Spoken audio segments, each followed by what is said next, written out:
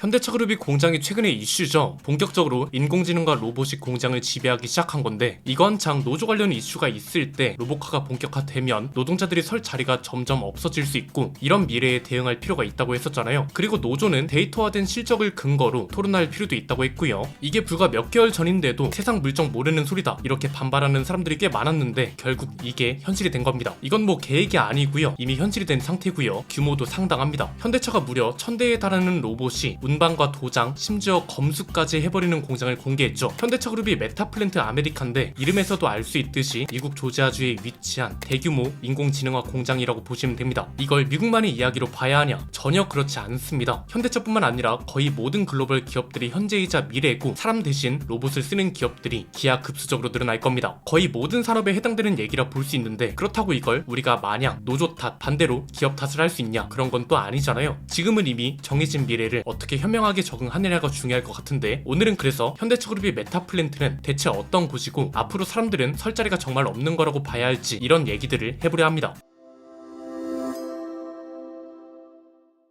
메타플랜트는 어떤 곳이냐? 말 그대로 로봇이 지배한 공장이라고 보시면 됩니다. 숫자로 보면 생산 라인 공정에 투입되는 로봇만 950대 이상인데, 근로자는 880명 정도라고 합니다. 규모는 무려 서울 여의도의 4배 크기에 달하는데, 이 큰 공장에 사람보다 로봇이 더 많다는 거죠. 흔히 생각하는 공장 소음도 전혀 없고, 동아일보에 따르면 자동차를 전시해 놓은 박물관 같은 느낌이 들 정도라고 합니다. 아주 무거운 부품을 이동하거나 근로자가 다칠 수 있는 위험한 작업이나 사람이 눈으로 발견하기 어려운 품질 검사 같은 걸 모두 AI 로봇이 처리하고요. 2022년 10월부터 공사를 시작해서 2년 반 만에 준공된 공장입니다. 권오충 메타플랜트 법인장은, 메타플랜트는 현대차그룹이 운영 중인 공장 중 가장 진보된 공장이다. 2022년 테슬라 오스틴 공장에도 가봤지만 메타플랜트가 최첨단 시설을 훨씬 많이 적용했다, 이렇게 설명했고요. 그냥 이 내용만 봐도 사람보다 로봇이 중심인 공장이라는 걸 알 수 있는데, 이 공장을 만든 취지도 간단합니다. 사람이 역할을 줄이고 로봇과 AI 기술을 통해서 생산성과 품질, 두 마리 토끼를 잡는다는 겁니다. 이게 최근에 저희 아는 분이 산타페를 추구했는데, 이런 품질 문제로 인수 거부를 했다고 하거든요. 현대차의 이 메타플랜트는 이런 문제가 아예 없거나 거의 없을 수 있다는 거죠. 일단 자동차 제작의 초기 단계를 할 수 있는 프레스와 차체 공정에선 사람의 손을 타는 게 전혀 없고요. 기존에는 철판을 찍어내고 이 패널을 사람이 일일이 나르고 꺼내야 했습니다. 그런데 이 메타플랜트에서는 6800톤에 달하는 초대형 고속 프레스 5개가 철판을 내려 찍고 자르는 과정 모두를 스스로 수행합니다. 심지어 자동 적재 시스템도 있어서 완성된 패널을 사람 도움 없이 알아서 적재하고 운반합니다. 이 과정에서 AI가 카메라 수십 대로 금이나 구멍 같은 불량을 포착하고, 불량 패널은 또 알아서 걸러내기도 하고요. 우리가 흔히 말하는 의장, 조립 공정은 사람이 굉장히 많이 투입되잖아요. 공장 영상 보면 이렇게 컨베이어 벨트에 서서 사람들이 일하는 이 모습, 이게 이제 조립 공정이라고 보시면 되는데, 이것도 사람이 안 합니다. 컨베이어 벨트가 우선 없고요. 그럼 어떻게 작동하는 거냐? 자율주행 운반 로봇, 이걸 이제 AGV라고 부르는데, 이게 차를 운반하면서 필요 없는 공정은 알아서 건너뛰는 방식으로 차를 만드는 거죠. 예컨대 AGV가 운반하고 있는 차가 아이오닉 5예요. 그런데 지금 지나가는 구간은 아이오닉 9한테만 필요해요. 그럼 운반하고 있는 로봇이 알아서 이 과정은 통과해 버린다는 거죠. 그래서 현대차그룹 단일 공장 중에 최다인 8종 이상의 차종을 생산할 수 있다고 하고요. 현재 생산 중인 차는 아이오닉 5하고 아이오닉 9인데, 향후 시장 상황에 따라 제네시스랑 기아 하이브리드 차종도 추가로 생산할 계획이라고 합니다. 그리고 여기에 더해서 지금은 연간 30만 대를 생산할 수 있는데, 최대 생산 규모를 50만 대까지 늘릴 수 있게 부진의 신규 생산 시설도 구축한다고 하고요. 그러니까 한마디로 요약하면 뭔가요? 사람이 아닌 로봇 중심의 공장을 앞으로 계속 늘려가겠다는 소린 거죠. 그럼 이제 여기서 노조 관련 얘기가 나오는 게 일반적일 텐데, 오늘은 우리가 노조의 문제점이나 해결책을 이야기하는 거 말고요, 산업 전체적인 이야기를 해보자고요. 왜냐면 뒤에서 자세히 살펴보겠지만, 이런 움직임이 현대차그룹한테만 있는 게 아니고 오히려 글로벌 기업들 중에선 그렇게 빠르지 않다고도 볼 수 있거든요. 쟁점은 두 가지라고 봅니다. 노동자들은 대체 앞으로 뭘 먹고 살아야 하냐? 이건 이제 현대기아차 노조뿐만 아니라 모든 산업이 노동자들한테 해당되는 얘기일 거고, 또 다른 하나는 반대로 기업의 이런 움직임들을 마냥 부정적으로만 볼 수 있냐는 거겠죠. 결론부터 말하자면 이런 흐름은 거의 모든 산업에 매우 자연스럽게 있는 일들이란 겁니다. 자동차 쪽만 봐도 테슬라는 이미 유명하고요. 최근에 BMW도 조용히 로봇 도입을 늘리더니, 이제는 아예 공장 전체를 로봇이 장악하고 있는 걸 공개했잖아요. 즉 이런 흐름은 너무 자연스러운 현상이라고 보는 게 맞다, 이게 일단 첫 번째 전제라고 보시면 됩니다. 이건 이미 역사가 증명합니다. 물론 그 형태와 속도는 다를 수 있지만 흐름 자체는 일치한다는 거죠. 이 장면 많이 보셨을 겁니다. 찰리 채플린의 아주 유명한 작품이죠. 모던 타임즈인데, 이 영화도 당시 급속한 산업화와 자동화, 그리고 이것 때문에 소외되는 노동자의 모습을 풍자적으로 그려낸 겁니다. 여기서 자주 나오는 게 컨베이어 벨트인데, 이건 이제 작업 속도가 계속 빨라지고 노동자가 기계에 맞춰야 하는 상황을 희극적으로 표현했고요. 식사 보조 기계 같은 것들도 보면 효율 극대화라는 목표 때문에 인간들은 식사 시간마저 단축시켜야 하는 우픈 상황, 그러니까 인간이 기계의 부속품처럼 취급받는 상황을 묘사한 거죠. 시대적 배경이 언제냐? 1930년대 대공황 시기입니다. 이때 어떤 브랜드가 앞장서 있었다? 포드죠. 포드가 대량 생산 체계를 본격적으로 확산시키면서 공장 노동이 극도로 기계와 분업화되기 시작했고, 여기에 적응하지 못한 노동자들은 가혹한 작업 환경에 내몰리기 시작합니다. 그런데 산업화 이후 대부분의 우리 산업들 모두 기계와 공장 자동화에 잘 적응했고, 그리고 그에 따라 새로운 일자리도 생기고 새로운 산업도 발전하고 했다는 거죠. 마찬가지입니다. 요즘 말이 많이 나오는 인공지능, AI, 공장 자동화, 이것도 흐름 자체는 그 시절 대공황 시기와 비슷한 상황이라고 보면 되는 거고, 컨베이어 벨트와 자동화, 이게 이제 오늘날 로봇과 인공지능화라고 보시면 되고, 이거랑 노동자들이 일종의 대립이 생기고 있다는 거죠. 이런 역사적 사실과 흐름이 뭘 뜻하는 거냐? 결국 이 환경에 잘 적응하고 이 인공지능화 산업을 누가 먼저 선점하느냐의 싸움이 될 거란 거죠. 왜냐면 지금 당장 공장을 지배하기 시작한 게 로봇이잖아요. 이 로봇도 보면 어떤 말이 나오고 있냐? 벌써부터 한국산과 중국산을 비교하고 점유율도 비교당하고 있습니다. 한국은 2천만원대인데 중국은 400만원이고, 중국이 로봇 산업이 이미 가격 경쟁력을 갖출 정도로 뛰어나게 성장했다는 걸 견제해야 한다는 교훈도 있다는 거죠. 실제로 최근에 어떤 일이 있었냐면, 국내의 어떤 대기업이 로봇 전시회를 열었는데 여기서 어떤 직원이 중국 로봇 업체가 출품한 로봇팔 가격을 물어보고 깜짝 놀랐다는 겁니다. 국내 로봇 기업 제품하고 별 차이가 없을 정도로 퀄리티가 좋은데 가격은 400만원에 불과하다는 점 때문이었는데, 이건 어떻게 보면 당연합니다. 우리가 그냥 집에 있는 물건 아무거나 보면 심지어 휴대폰도 메이드 인 차이나가 아닌 걸 찾기 힘듭니다. 제조업 대국이기 때문인 거고, 이 제조업 대국에서도 노동자의 자리를 산업용 로봇이 채우기 시작했으니 당연한 거죠. 그래서 로봇 공장이 성장함과 동시에 중국산 산업용 로봇 점유율도 이미 2023년 기준으로 50%를 넘기기 시작했습니다. 다시 한번 이건 어쩔 수 없는 자연스러운 산업 발전의 흐름이라고 봐야 한다는 거고요. 그럼 여기서 중요한 게, 우리 인간들은 어떻게 이런 흐름을 대응해야 하는 거냐? 저는 이걸 말을 조금 바꿔서 어떻게 적응해야 하나로 이야기하는 게 맞다고 봅니다. 왜냐면 우리가 좋은 점만 볼 수는 없잖아요. 잔인하게 들릴 수 있지만 예컨대 A 산업에서 B 산업으로 전환되거나 발전했어요. 그럼 이 변화 사이에 기술이 급격히 발전할 때는 기존 노동자들의 일부는 적응하지 못하고 도태되거나 해고됩니다. 크게 보면 기업들이 도산하기도 합니다. 이런 상황은 이미 역사적으로 반복되어 왔기 때문에 안 좋은 역사를 또 반복할 필요는 없다는 거죠. 이걸 설명할 수 있는 대표적인 이론 중 하나가 조지프 슌페터의 창조적 파괴입니다. 핵심이 뭐냐? 자본주의의 발전은 끊임없는 혁신을 통해 기존 질서, 기술, 산업을 파괴하는 동시에 이를 대체하는 새로운 산업과 일자리를 창조해 나간다는 거고요. 단 노동시장에 이 이론을 적용한다면 경제와 산업 전체로 보면 더 생산적이고 효율적인 구조로 진화하지만, 당장 도태된 노동자들 입장에선 상당한 희생이 따른다는 겁니다. 아주 단순한 예시가 뭔가요? 마차 산업에서 자동차 산업으로 전환될 때 마부와 마차 제작사들은 자신의 일을 적절하게 전환하지 못하면 일자리를 잃는다는 결론으로 갑니다. 그런데 여기서 잘 전환한 사람들은 자동차 공장으로 가서 새로운 일자리를 찾고, 더 길게 보면 새로운 산업도 탄생한다는 또 다른 결론을 만들어낸 것과 똑같다는 거죠. 이런 건 역사적으로 너무 많습니다. 러다이트 운동은 물론이고 농업에서 제조업으로, 제조업에서 서비스업으로 넘어오는 모든 게 그러했습니다. 그 뒤로 이제 디브럽티브 이노베이션, 이건 뭐냐면 클레이튼 크리스텐슨이라는 미국의 유명한 사업가가 제시한 개념인데 간단합니다. 전통 산업이 새로운 기술이나 서비스 때문에 뿌리까지 흔들려요. 그럼 기존 시장의 강자나 그 생산의 노동 구조가 큰 충격을 받는다는 개념입니다. 예를 들어서 내가 차의 그림을 그리는 장인이에요. 그래서 전 세계 명차들은 죄다 내가 선을 그어줬는데 이걸 이제 기계가 한대요. 그럼 이 숙련자들은 산업 전환에 뒤처질 가능성이 더 크다는 거죠. 결국 이 창조적 파괴의 속도를 어떻게 조절하고, 도태되는 이들은 어떻게 최소화하고, 새로운 일자리로 이어질 수 있는 정책이나 사회적 제도가 탄탄하게 만들어져야 산업 전환을 고통받는 노동자들이 그만큼 줄어든다는 겁니다. 이건 이제 정부 차원의 정책과 지원이 필요할 수밖에 없는 게, 기업은 이런 것까지 신경 쓸 필요가 없거든요. 경제학에서 가장 먼저 배우는 게 기업 집단과 취지입니다. 기업은 이윤 추구를 제일 목적으로 만들어진 집단입니다. 그냥 공장 전체를 로봇으로 채워버리면 초기 비용만 좀 들지, 그 뒤로는 비용은 덜 들고 생산은 훨씬 효율적으로 많이 합니다. 기업 입장에선 바꾸지 않을 이유가 없는 거죠. 그래서 정부 차원에서 채찍과 당근을 잘 써야 한다는 겁니다. 일정 비율 이상 사람을 고용해야 한다고 정하고, 대신 이 기준을 충족하면 세제 혜택을 준다거나 새로운 산업 연구 개발비를 적극적으로 지원해주는 거죠. 그리고 노동자들은 최대한 많은 사람들이 본인의 일을 전환할 수 있는 기회를 줘야 합니다. 그냥 이건 사례를 하나 볼까요? 우리나라에 있는 사례인데, 어떤 자동차 부품 납품 회사가 있습니다. 스마트 공장화가 되면서 기존 조립 라인에 있던 인원이 대폭 축소될 상황에 놓인 거죠.